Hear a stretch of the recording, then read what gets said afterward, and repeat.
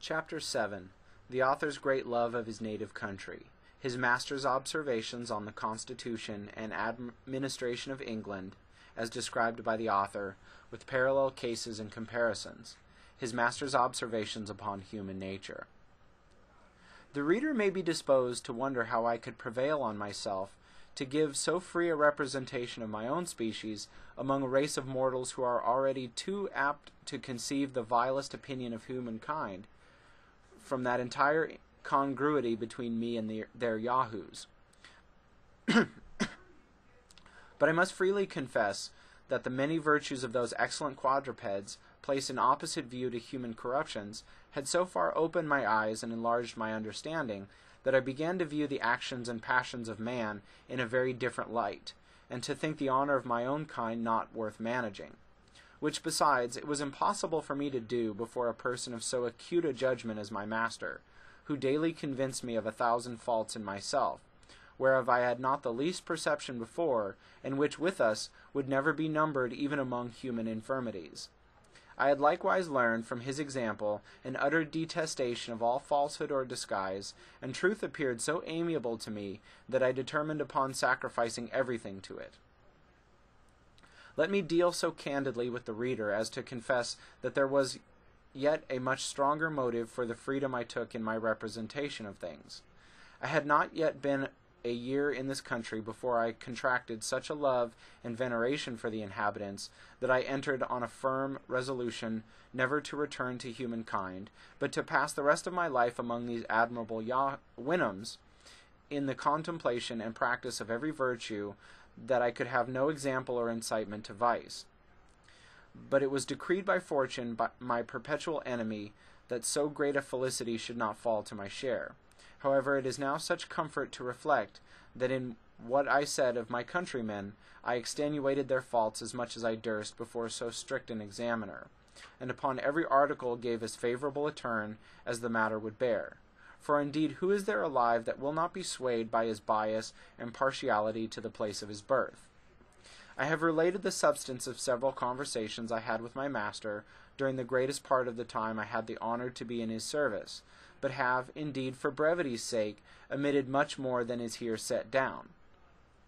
When I had answered all his questions, and his curiosity seemed to be fully satisfied, he sent for me one morning early, and commanded me to sit down at some distance, an honor which he had never before conferred upon me. He said he had been very seriously considering my whole story, as far as it related both to myself and my country, that he looked upon us as a sort of animal, to whose share, by what accident he could not conjecture, some small pittance of reason had followed, whereof we made no other use than by its assistance to aggravate our natural corruptions and to acquire new ones, which nature had not given us, that we disarmed ourselves of the few abilities she had bestowed,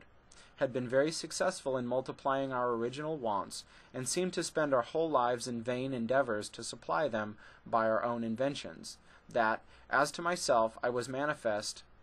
I had neither the strength nor agility of a common Yahoo, that I walked infirmly on my hinder feet, and found out a contrivance to make my claws of no use or defense, and to remove my hair from my chin, which was intended as a shelter from the sun and the weather. Lastly, that I could neither run with speed, nor climb trees like my brethren, as he called them, the Yahoos in this country. That our institutions of government and law were plainly owing to our gross defects in reason, and by consequence in virtue, because reason alone is sufficient to govern a rational creature, which was therefore a character we had no pretense to challenge, even from the account I had given of my own people, although he manifestly perceived that in order to favor them, I had concealed many particulars, and often said the thing which was not. He was the more confirmed in this opinion because he observed that as I agreed in every feature of my body with other Yahoos, except where it was my real disadvantage, in point of strength, speed, and activity, the shortness of my claws, and some other particulars where nature had no part, so from the representation I had given him of our lives, our manners, and our actions, he found as near a resemblance in the disposition of our minds. He said the Yahoos were known to hate one another, more than they did any other species of animals, and the reason usually assigned was the odiousness of their shapes, which all could see in the rest, but not in themselves. He had therefore begun to think it not unwise in us to cover our bodies, and by that invention conceal many of our deformities from each other, which would else be hardly supportable. But he now found he had been mistaken, and that the dissensions of those brutes in his country were owing to the same cause with ours, as I had described them. For if, said he, you throw among 5 Yahoos as much food as would be sufficient for 50, they will, instead of eating peaceably, fall together by the ears, each single one impatient to have all to himself.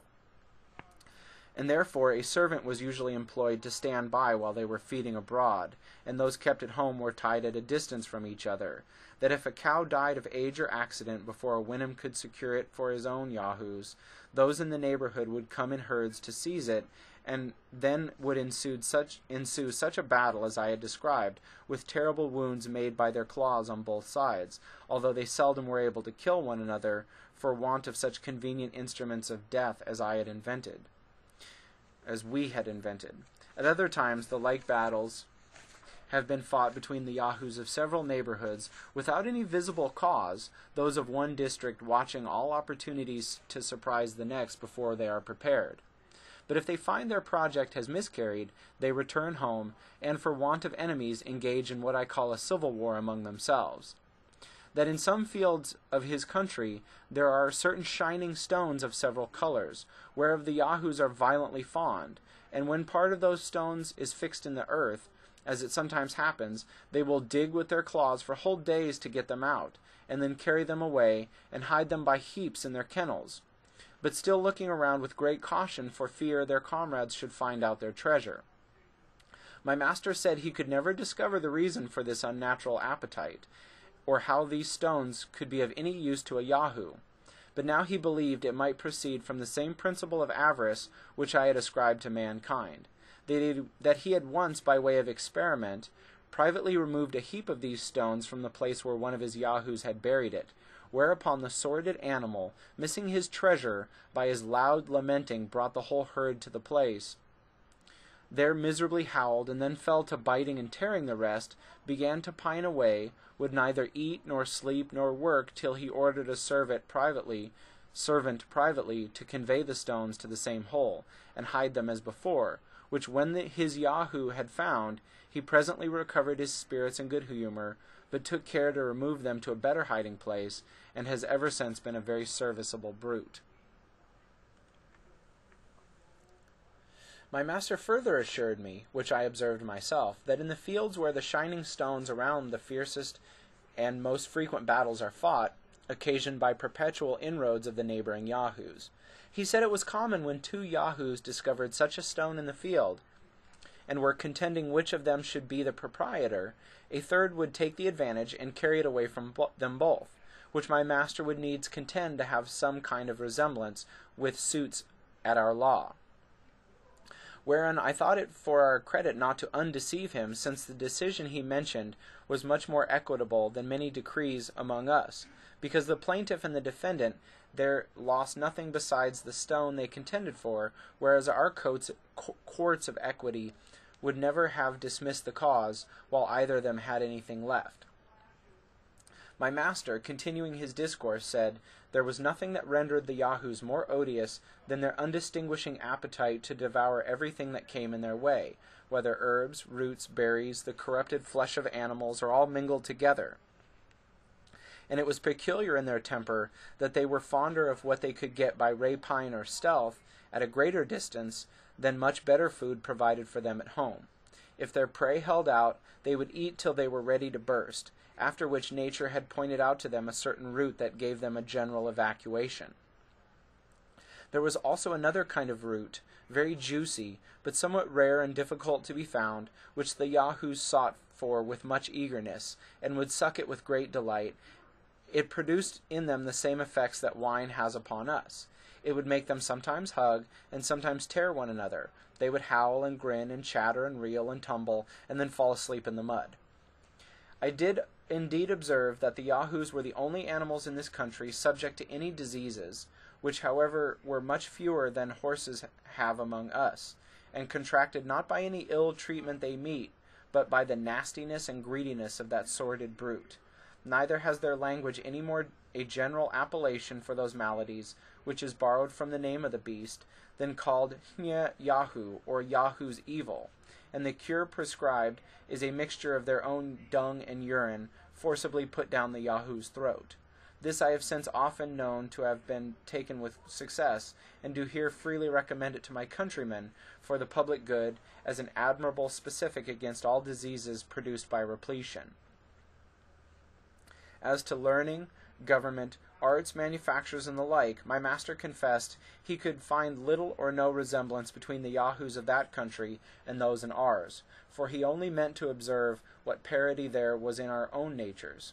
He had heard, indeed, some curious Houyhnhnms observe that in most herds there was a sort of ruling Yahoo, as among us there is generally some leading or principal stag in a park, who was always more deformed in body and mischievous in disposition than any of the rest, that this leader had usually a favorite as like himself as he could get, whose employment was to lick his master's feet and posteriors, and drive the female Yahoos to his kennel, for which he was now and then rewarded with a piece of ass's flesh. This favorite is hated by the whole herd, and therefore to protect himself keeps always near the person of his leader. He usually continues in office until a worse one can be found. But the very moment he is discarded, his successor, at the head of all the Yahoos in that district, young and old, male and female, came in a body and discharged their excrements upon him from head to foot. But how far this might be applicable to our own courts and favorites and ministers of state, my master and I could best determine. I durst make no return to this malicious insinuation, which debased human understanding below the sagacity of a common hound, who has judgment enough to distinguish and follow the cry of the ablest dog in the pack, without ever being mistaken. My master told me there were some qualities remarkable in Yahoos, which he had not observed me to mention, or at least very slightly, in the accounts I had given of humankind. He said those animals, like other brutes, had their females in common, but in this they differed, that the she-Yahoo would admit the males while she was pregnant, and that the he's would quarrel and fight over the females as fiercely as with each other, both which practices were such degrees of infamous brutality as no other sensitive creature ever arrived at. Another thing he wondered at in the Yahoos was their strange disposition to nastiness and dirt, where there appears to be a natural love of cleanliness in all other animals. As the two former accusations, I was glad to let them pass without any reply, because I had not a word to offer upon them in any defense of my species, which otherwise I certainly had done from my own inclinations. But I could have easily vindicated humankind from the imputation of singularity upon the last article. If there had been any swine in that country, as unluckily for me there was not, which although it may be a sweeter quadruped than a Yahoo cannot, I humbly conceive in justice, pretend to more cleanliness, and so his honor himself must have owned, if he had seen their filthy way of feeding, and their custom of wallowing and sleeping in the mud. My master likewise mentioned another quality, which his servants had discovered in several Yahoos, and to him was wholly unaccountable. He said a fancy would sometimes take a Yahoo to retire into a corner, to lie down and howl and groan, and spurn away all that came near him, although he were young and fat, wanted neither food nor water, nor did the servant imagine what could possibly ail him, and the only remedy they found was to set him to hard work, after which he would infallibly come to himself. To this I was silent out of partiality to my own kind, yet I could plainly discover the true seeds of spleen, which only seizes on the lazy, the luxurious, and the rich, who, if they were forced to undergo the same regimen, I would undertake for the cure. His honor had further observed that a female Yahoo would often stand behind a bank or a bush to gaze upon the young males passing by, and then appear and hide, using many antic gestures and grimaces, at which time it was observed that she had a most offensive smell, and when any of the males advanced, would slowly retire, looking often back, and with a counterfeit show of fear run off into some convenient place where she knew the male would follow her. At other times, if a female stranger came among them, 3 or 4 of her own sex would get about her, and stare and chatter and grin and smell her all over, and then turn off with gestures that seemed to express contempt and disdain.